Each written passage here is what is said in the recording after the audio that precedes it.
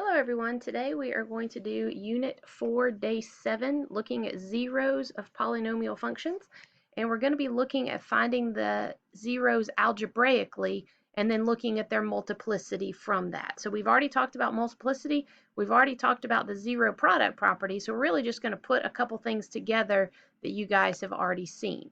So quick review of the zero product property. Y'all talked about this in the last unit with quadratics. But remember, when you have several things multiplied together set equal to 0, then basically you can set each one equal to 0 separately, because in order to get 0 for the answer of a multiplication problem, at least one of them has to be 0. So if I add 5 to both sides here, x equals 5, subtract 3 on this one, and add 2/3 on this one. Okay, so what this tells me is that my function has 3 zeros or roots or x-intercepts, and one of them is at 5. It has one at x equals negative 1/3 and one at x equals 2/3. Each of those have a multiplicity of 1 because the exponent on each of those little parentheses is an understood 1. So that means it's going to cut across the axis. If I were to graph this, it would cut across the axis at 5, -3, and also positive 2/3. Okay, so let's put this in the context of a polynomial. So here I have a polynomial. You guys can see it has 1, 2, 3 terms, so it's a trinomial. Highest exponent is a 4, so it's quartic. That tells me I should have 4 roots. Now the question is, are those roots real? Are those roots imaginary? Do I have some of each? So let's do some factoring and find out. So when I look across here, I see that I have a GCF of x squared. So when I set this equal to 0 to solve, first thing I'm going to do is factor out my GCF of x squared. And then you guys remember, when you factor, you subtract your exponents. So I end up with this. Okay, now x squared doesn't factor any further. There's just one term there. There's nothing left to factor. But let's look here in the parentheses. I can see I have a quadratic in the parentheses, and so I want to try to refactor that if I can. Well, it turns out that this one is a perfect square trinomial, and it will factor to be x minus 2, x minus 2. And you can go back and look at some of the other videos about factoring if you don't remember how to do that. Basically, I multiplied a and c together, and I found my two numbers that multiply to be positive 4 and add to be negative 4. That's where I got the negative 2 and negative 2. All right, well, x minus 2 times x minus 2, that's the same thing as x minus 2 squared. If I wanted to, I could write it that way. All right, so let's take these and use our zero product property and set them equal to 0. So I'm going to go back and I'm going to look at this line before I put the squared in there. And that's where I'm going to get my factor. So I'm going to take the first one, x squared, and set it equal to 0. I'm going to set x minus 2 equal to 0. And I don't need to set x minus 2 equal to 0 again. Whatever this one is going to be the same. So just setting it equal to 0 one time is sufficient. All right, so to solve this one, I'm going to take the square root of both sides. Normally when you take the square root, you have to remember to write plus and minus, but there's no such thing as positive or negative 0. So this one is just going to work out to be x equals 0. This one I'm going to add 2 to both sides, and I get x equals 2. Okay, so let's go back and look at the multiplicities. That's why I wanted to write this second row with the exponents. This one will help us with the multiplicities. So I notice that this x squared, where I got the 0 from, it has an exponent of 2. So this root has a multiplicity of 2. And x minus 2 here, well, that has an exponent of 2 as well. So that root has a multiplicity of 2. So I have 4 roots exactly like what I would have expected to do. It's just that 2 of them are 0 and 2 of them are 2. So I have 2 double roots. I have 2 that are the same root twice. And if I look at that on a graph,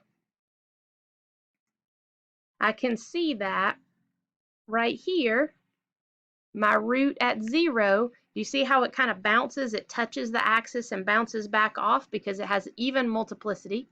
And my root right here at 2 is going to be the same thing. It's going to basically touch the graph and bounce off because it has an even multiplicity. So this is my quartic polynomial with 2 double roots, one at 0 and one at 2. All right, let's try this one. All right, so this time I'm going to look at my original polynomial here. I see that it's a binomial. I have 2 terms. Highest exponent is 3, so this one is cubic. And because the highest exponent is 3, I know that I have 3 roots. The question is, are they real or are they imaginary? So let's find out. I'm going to take this and set it equal to 0.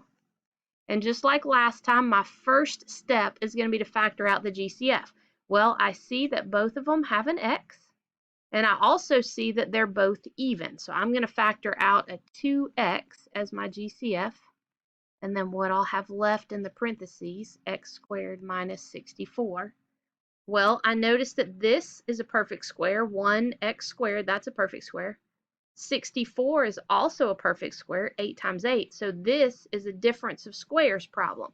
And I remember the little trick for that where I can put the same numbers in the parentheses with opposite signs, x minus 8 and x plus 8. If you don't like that and you want to go back and do the AC method, remember to put in that 0x in the middle and then find your 2 things that multiply to be negative 64 and add to be 0. Okay, now I'm going to set each one of those equal to 0 separately using my 0 product property. I have to scoot down the page a little bit. I don't have a lot of space. Okay, so solving this first one, 2x equals 0, trying to get x by itself, divide by 2 on both sides, and I get x equals 0. So there's one real root, and here I'm going to add 8 on both sides. X equals 8, that's my second root. Subtract 8 on both of those. X equals negative 8, that's my third root. Okay, so let's go back and look at this line. Let's look at the multiplicities for that. So I see that I have an understood 1 on each of those. So this one has a multiplicity of 1. It's going to kind of cut through the axis. This one has a multiplicity of 1, and so does this one. So in this case, I have 3 real roots and 0 imaginary roots. All right, and let's look at our graph. I graphed this one on Desmos. And you can see I have a real root right here at negative 8, and it's cutting through because it's odd. I have a real root right here at 0, it's cutting through because it's odd. And I have a real root right here at positive 8, it's cutting through that one because it's odd as well. So it crosses the x-axis 3 times, and at each of those, I have multiplicity of 1, so it cuts through the axis. All right, let's try this one. All right, so classifying it based on the number of terms. So think about that for a second. Okay, this one is a binomial because it has 2 terms. All right, classify based on degree. All right, this one has degree 4, so that makes it quartic. All right, and from our end behavior video, I look only at this term. It has an understood 1 coefficient there, which is positive. So positive even, I think about my parabola, and I think about what happens on the ends of my parabola. Both of those are going towards positive infinity. So my end behavior is going to be positive infinity. All right, so then the question that we need to ask, our new question for today, how many roots would we expect to see? Erase, get that out of the way. We would expect to see 4 roots because the highest exponent is 4. So let's figure out what they're going to be. Let's take that and set it equal to 0. All right, I have a GCF of x squared. I'm going to factor that out. Okay, well then this one is finished. I don't need to factor anything more with this one. I'll look at this one. X squared, that's a perfect square. That's good. I've got my minus, but 3 is not a perfect square. So I'm not going to be able to use my difference of squares idea. Instead, I'm going to have to use the square root method. So I'm going to set this first one equal to 0. And I'm going to take the square root of both sides. And remember, I don't have to put plus and minus here because there's no such thing as positive and negative 0. So I get x equals 0.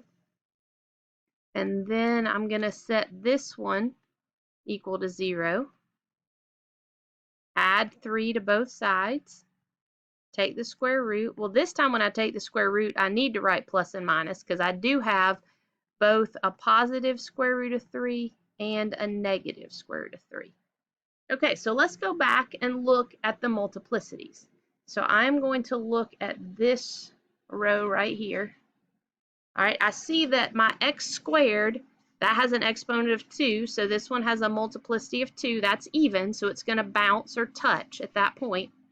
Now this second one, it may be a little bit confusing because I see the squared here, but look on the outside right here. I don't see a squared there. I know that there's an understood 1 on that one. So that means that each of these has a multiplicity of 1. So I do have 4 roots. My roots are 0, 0, positive square root of 3, and negative square root of 3. Remember that 0 is just a double root because of the exponent being 2, so it's going to bounce or it's going to touch on the axis at that point. All right, let's look at our graph. Okay, so what I see here, negative 1.732, that's the square root of 3. So I have negative square root of 3, and you can see it cutting through the axis right there because it has a multiplicity of 1. At 0 here in the center, you can see it touching or bouncing because it has a multiplicity of 2. And then I've got the positive square root of 3 over here, which again, it's cutting through because of it being odd multiplicity. And then I can see it's going to positive infinity on both ends. So we got the end behavior correct on that one as well. Okay, last one. So x to the third plus 9x. All right, number of terms. Well, that's a binomial. It has 2 terms. Based on degree, highest exponent is 3, so that is cubic. All right, and then remember, we just need to look at this one for end behavior. I've got that understood 1 right there, which is positive, which makes me think about the x to the third graph. And I can see that as x approaches positive infinity, it's going up, it's going towards positive infinity. And as x approaches negative infinity, it's going down, it's going towards negative infinity. All right, I would expect to see 3 roots because the highest exponent is 3.